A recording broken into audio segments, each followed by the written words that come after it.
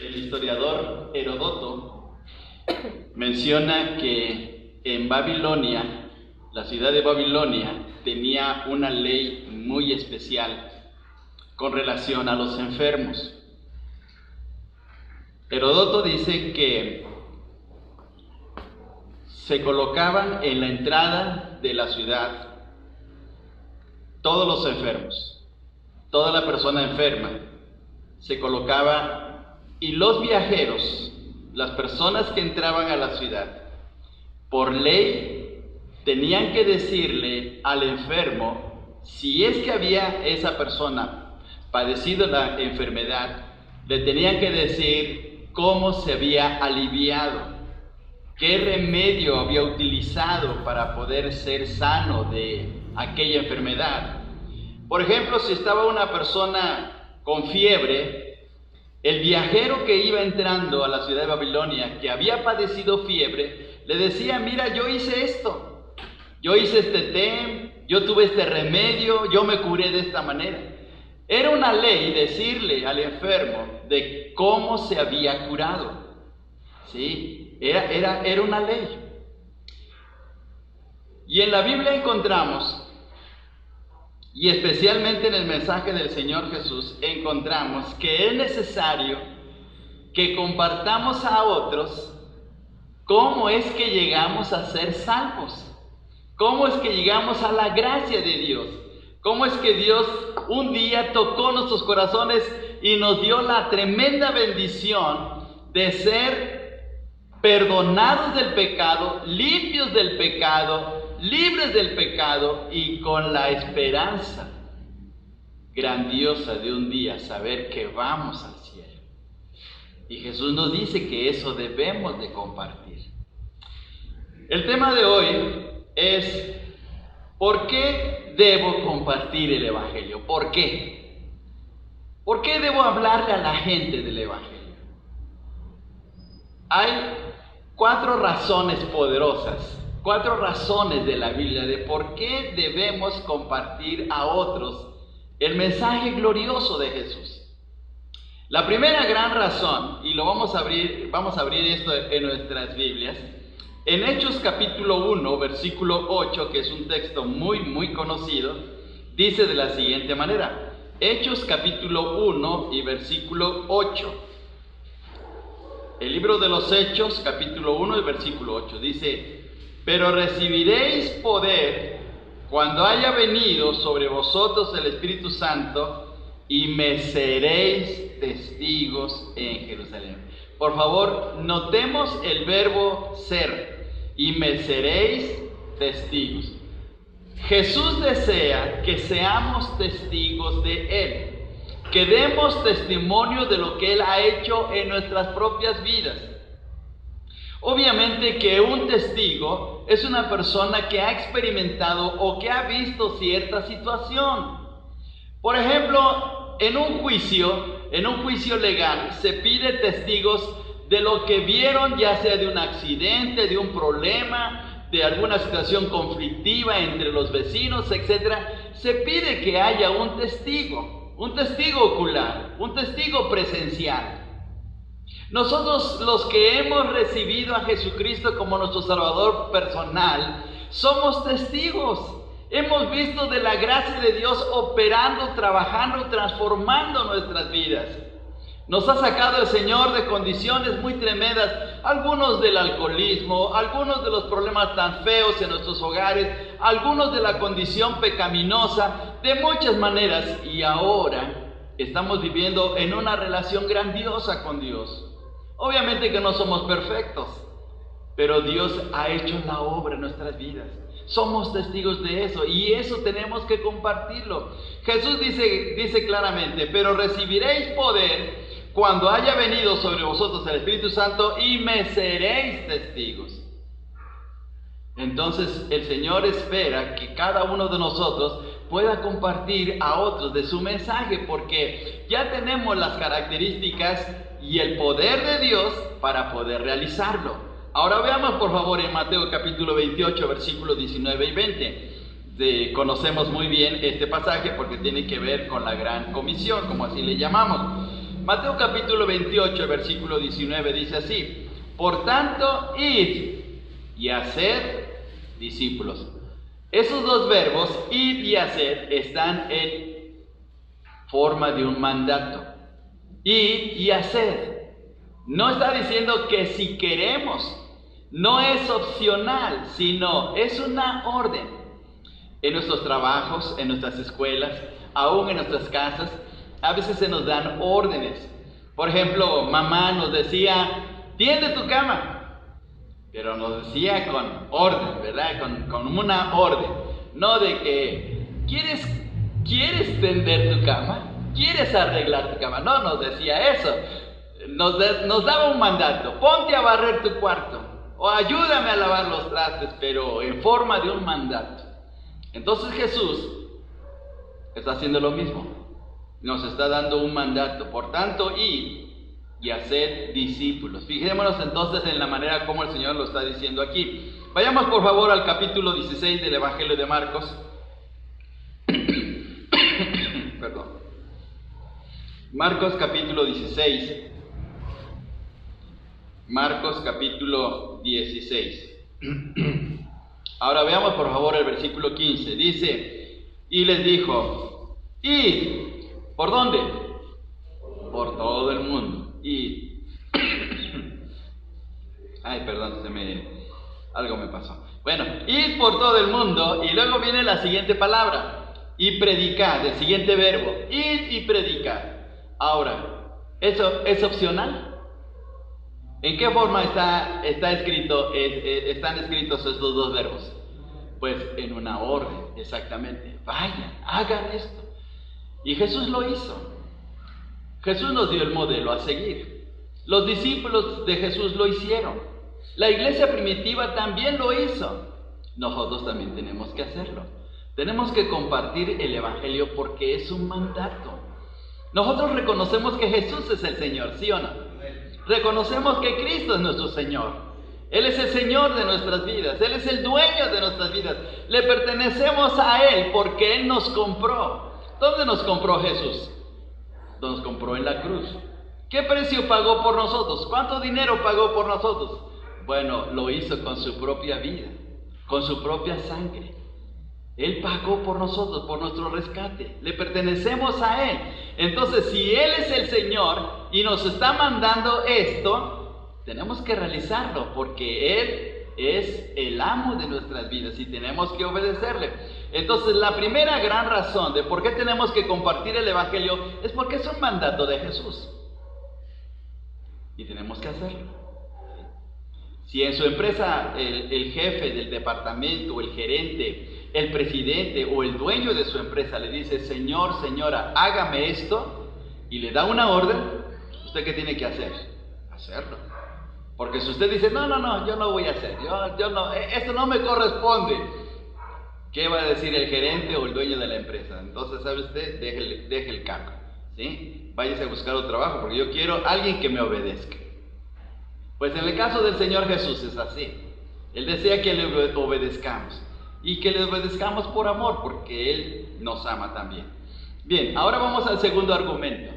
¿Por qué debo compartir el evangelio? La segunda razón es porque es un acto de correspondencia. ¿Qué significa esto? Bueno, de gracia recibimos. ¿Qué más? La de gracia. Alguien nos compartió la palabra de Dios.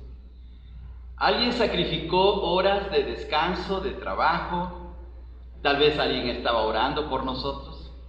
Tal vez alguien nos miró en el camino y nos dijo: yo quiero ir a ver ese joven, yo quiero ver ese señor, esa señora, y le quiero compartir el evangelio porque Cristo primero me salvó a mí y le quiero compartir. Vamos al evangelio de evangelio de Mateo capítulo 10, versículo 8. Mateo capítulo 10, versículo 8. Mateo capítulo 10 y versículo 8. Dice de la siguiente manera, veamos lo que el Señor Jesús está diciendo en este texto. Mateo capítulo 10, versículo 8. Sanad enfermos, limpiad leprosos, resucitad muertos, echad fuera demonios. Esas palabras, a ver otra vez, están en forma de opción, opcional o mandatos.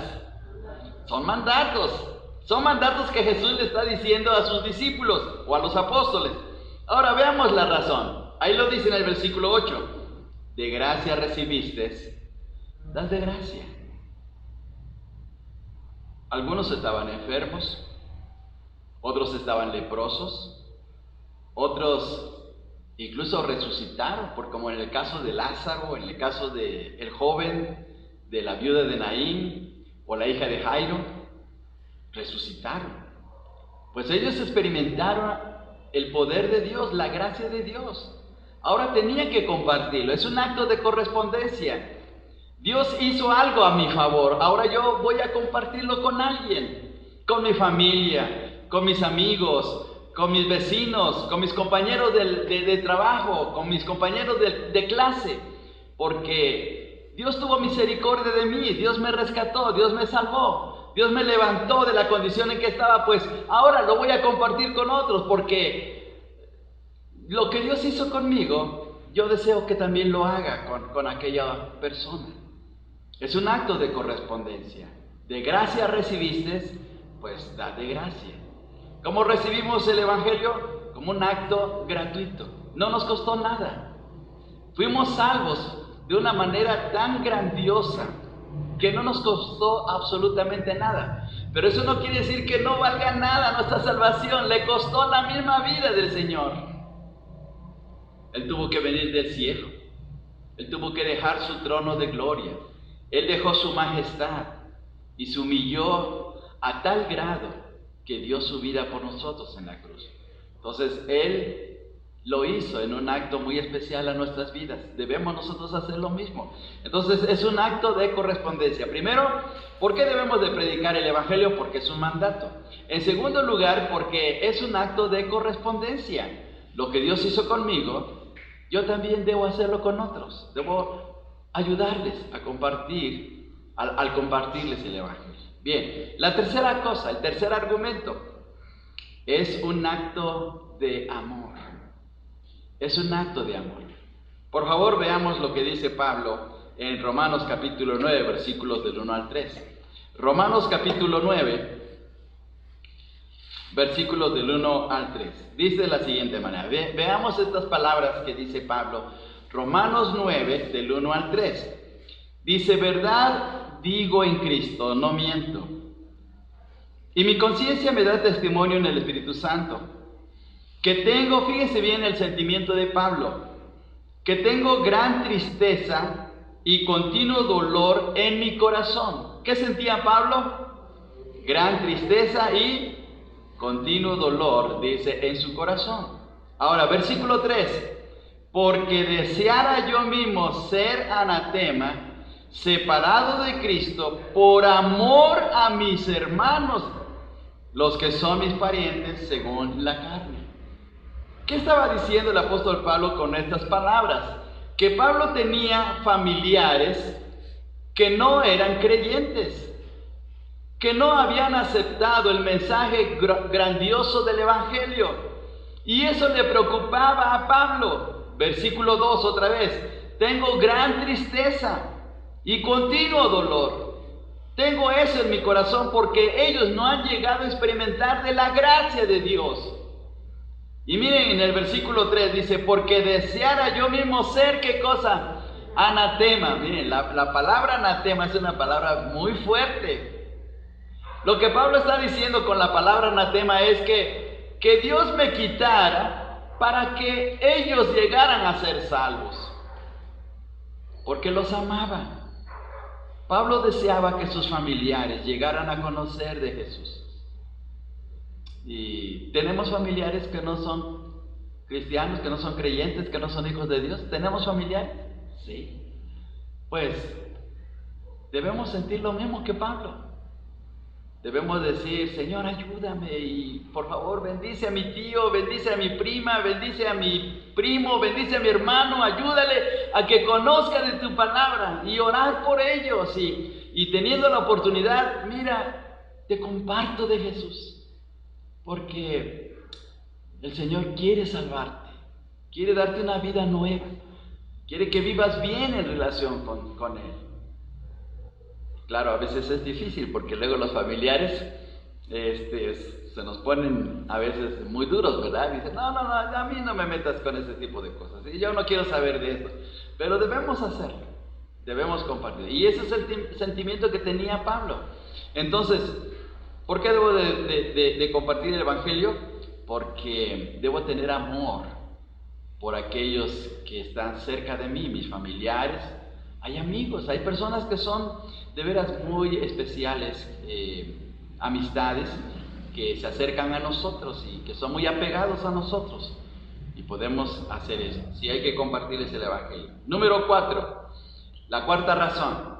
Número 1, ya vimos, porque es un mandato. Número 2, porque es un acto de correspondencia, de gracia recibiste, das de gracia. Número 3, porque debe ser un acto de amor. Número 4, porque debe ser un acto urgente. Un acto urgente. ¿Cuánto tiempo vamos a vivir en esta tierra? ¿Cuánto tiempo tiene una persona o tengo yo de vida? No lo sabemos. En un momento dado vamos a pasar. ¿Quién nos asegura que vamos a vivir esta noche? ¿Quién nos asegura que vamos a despertar el día de mañana? ¿Quién nos asegura que nos vamos a ver el próximo domingo? No lo sabemos. El tiempo corre y la vida está en las manos del Señor.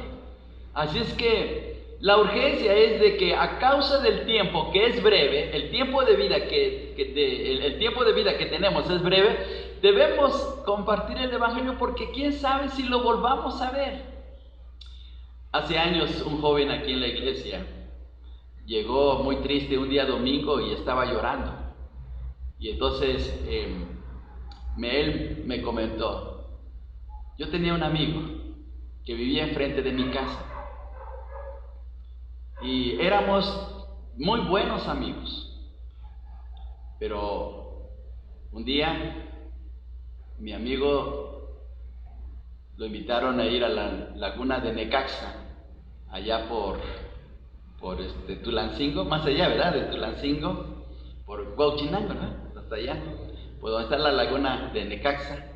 Dice, y se ahogó, se metió a nadar y se ahogó. Y siento mucha tristeza y me duele porque nunca le hablé de Dios, no le hablé de la palabra de Dios. Y mire qué triste experiencia para él. Habiendo tenido a su amigo, no le compartió. Porque la vida es breve. No sabemos cuánto tiempo vamos a vivir. Vayamos al Salmo 90, por favor. Salmo 90, versículos del 9 al 10. Salmo 90, del 9 al 10. Y a ver, ¿qué nos dice este salmo? Vamos a leerlo todos juntos. Ayúdenme a leerlo. Salmo 90, versículos 9 y 10. Todos juntos. Dice así: porque todos nuestros días declinan a causa de tu ira. Acabamos nuestros años como un pensamiento. Los días de nuestra edad son 70 años. Si en los más robustos son 80 años, con todo, su fortaleza es molestia y trabajo, porque pronto pasan y volamos, porque pronto pasan los años. Pronto pasa nuestro tiempo y ya desaparecemos.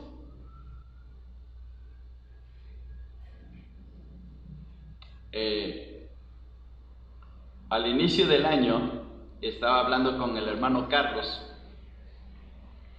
que es el director de la escuela dominical, y le estaba diciendo: hermano, en este año vamos a tener un curso para maestros y vamos a invitar al hermano Gilberto Ponce, porque el hermano Gilberto Ponce es un hermano muy comprometido con la enseñanza en la palabra del Señor. Él estuvo más de 50 años pues siendo maestro allá en la iglesia del Mesías en la colonia Moctezuma. Así es que el hermano tenía mucho conocimiento de la enseñanza, tanto era maestro en el sentido secular y era maestro de la Biblia. Así es que en el sentido pedagógico y en el sentido espiritual él estaba muy capacitado. Y le dije al hermano Carlos: vamos a invitarlo para que tengamos un curso de enseñanza bíblica. La semana pasada el hermano falleció, ya no está. Nosotros hicimos planes y ya no está el hermano. Dice este texto, porque pronto pasan, o sea, nuestros años, y volamos, y ya no está, ya no estamos. Entonces la urgencia es que no sabemos cuánto tiempo va a estar nuestro vecino, nuestro familiar, nuestro amigo, nuestro compañero de trabajo, no lo sabemos. ¿Cuántos de ustedes no han llegado a su trabajo y han recibido la noticia? ¿Qué crees? Así los compañeros, ¿qué crees? Que ya falleció nuestro compañero, ya no está. Pero si lo acabo de ver apenas hace unos días. Pues sí, pero ya no está. Entonces, por la urgencia. Ahora, veamos una cosa más todavía. Vayamos a la carta a los Hebreos, capítulo 9, versículo 27. Hebreos 9, 27. Hebreos 9, versículo 27. Lo leemos también todos juntos. Hebreos 9, 27. Dice así, todos juntos. Y de la manera que está establecido para los hombres que mueran una sola vez, y después de esto, el juicio. ¿Qué ocurre después de la muerte? ¿Qué dice el texto? Que viene el juicio. Así es que si nuestro familiar, si el amigo que tenemos, a la persona que conocemos, llega a fallecer y no le hablamos de la palabra, miren, se va a enfrentar a un juicio, porque murió sin conocer de la salvación en el Señor, y entonces ese es un problema. Hay un pasaje en el libro de Ezequiel que dice que si al justo vemos cometer un pecado y no le hablamos, que dice Ezequiel, pues su sangre demandaré de tu mano. Y si al injusto cometiera un pecado y no le hablas, demandaré de tu mano. Miren qué responsabilidad tan grande. Por eso compartamos a otros la palabra de nuestro Dios. Dice este versículo otra vez, de la manera que está establecido para los hombres que mueran una sola vez, y después de esto el juicio. Entonces tenemos que compartirles el mensaje con urgencia a nuestros vecinos. Ahora, miren, compartir la palabra del Señor no significa que los vamos a convencer. Esa ya es una decisión del Espíritu Santo y de la decisión de cada persona. Nuestro deber simplemente es compartir el mensaje de Jesús. Si esa persona dice, yo no quiero saber nada de esto, no quiero saber de la Biblia, yo no quiero saber nada de la religión, porque a veces dicen así, bueno, ya es decisión de esa persona. Nuestro deber es compartirle el mensaje, nada más. Pero si no lo hacemos, ese es un gran riesgo. Ahora, terminamos. Ya vimos que es un mandato del Señor. Ya vemos que es un acto de correspondencia. De gracia recibiste, da de gracia. Número 3, es un acto de amor, porque debemos de amar a aquellas personas. Número 4, es un acto urgente, por causa de la brevedad de la vida. Pero miren, lo último es algo positivo. Es el mayor bien que le podemos hacer a alguien. Es el mayor bien. Por favor, vayamos al Evangelio de Juan, capítulo 1. Evangelio de Juan, capítulo 1. Y dice versículo 40 al 42. Evangelio de Juan, capítulo 1, y versículos del 40 al 42. Andrés, hermano de Simón Pedro, era uno de los dos que habían oído a Juan y habían seguido a Jesús. Este halló primero a su hermano Simón y le dijo, hemos hallado al Mesías, que traducido es el Cristo. Versículo 42, vea esa frasecita. Y le trajo a Jesús. Y le trajo a Jesús. Y mirándole Jesús dijo, tú eres Simón, hijo de Jonás, tú serás llamado Cefas, que quiere decir Pedro. ¿Sí? Pero veamos el versículo 42. Y le trajo a Jesús. ¿Qué hizo Andrés? Tomó a su hermano Pedro, a Simón, y le dijo: mira, he conocido de Jesús. Sé que Jesús es el Mesías. Sé que Jesús es mi Salvador. Yo lo conozco ahora espiritualmente. Vamos a verlo. Y llevó a Andrés, a su hermano Pedro, a Jesús. ¿Le hizo un bien o le hizo un mal? Le hizo un bien. El bien más grande que Pedro haya recibido. Porque Pedro después se convirtió en un seguidor de Jesús, en uno de sus apóstoles y en uno de los grandes hombres del Nuevo Testamento. Dice, qué tremendo. Pero ¿quién llevó a Jesús a Pedro? Pues su hermano Andrés, su hermano. Le hizo el mejor bien. Así es que el mayor bien que le podemos hacer a una persona, ya sea una amistad, ya sea un familiar, ya sea una persona conocida, ya sea la persona que nos vende el gas, que nos vende las tortillas, que nos vende en el mercado la verdura, el mayor bien es que llegue a conocer del Señor Jesucristo en su corazón. Esa es la mayor bendición en su vida. Y Pablo le llama a esto, el compartir a alguien y que llegue a aceptar al Señor, su corona de gozo. Corona de gozo. Así es que esas personas que lleguen a conocer del Señor Jesús a través de lo que el Señor nos está utilizando, se convierten en nuestra corona de gozo. Y es el mayor bien que podemos hacerle. Miren qué cosa tan tremenda que podemos hacer al compartir el Evangelio. Entonces, ¿por qué debemos de compartir el Evangelio? Número 1, ¿recuerdan? Es un mandato. Número 2, es un acto de correspondencia. Número 3, es un acto de amor. Número 4, porque es un acto urgente. Número 5, porque es el mejor bien. Es el mejor bien que le podemos hacer a una persona. Porque ese bien, hermanos, no solamente va a quedar en la tierra, eso va a trascender hacia la eternidad. Y nos vamos a ver en el cielo. Miren qué bendición tan grande. Entonces, debemos de compartir el mensaje de nuestro Dios.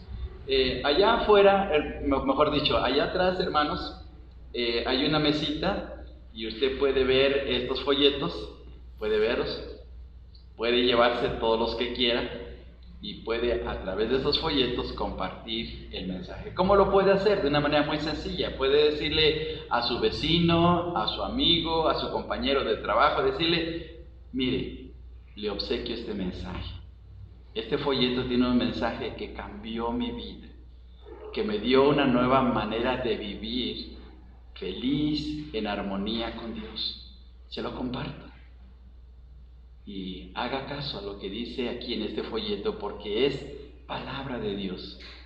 Así es que se lo obsequio. Y si lo hacemos, hermanos, estamos haciendo evangelismo.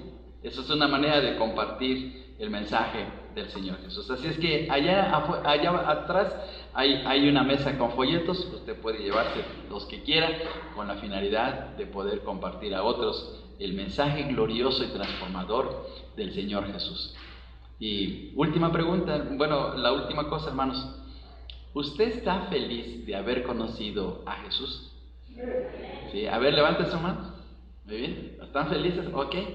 Bueno, ¿no les gustaría que otras personas fueran felices como usted? Entonces, ¿qué tenemos que hacer? Compartir el Evangelio. Que Dios les bendiga.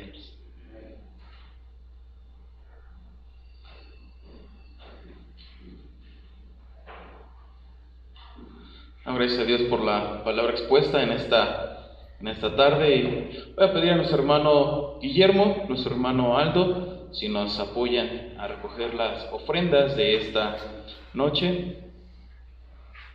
Mientras nosotros repetimos nuestro texto acostumbrado que está en 2 Corintios 9:7, que dice: cada uno dé como propuso en su corazón, no con tristeza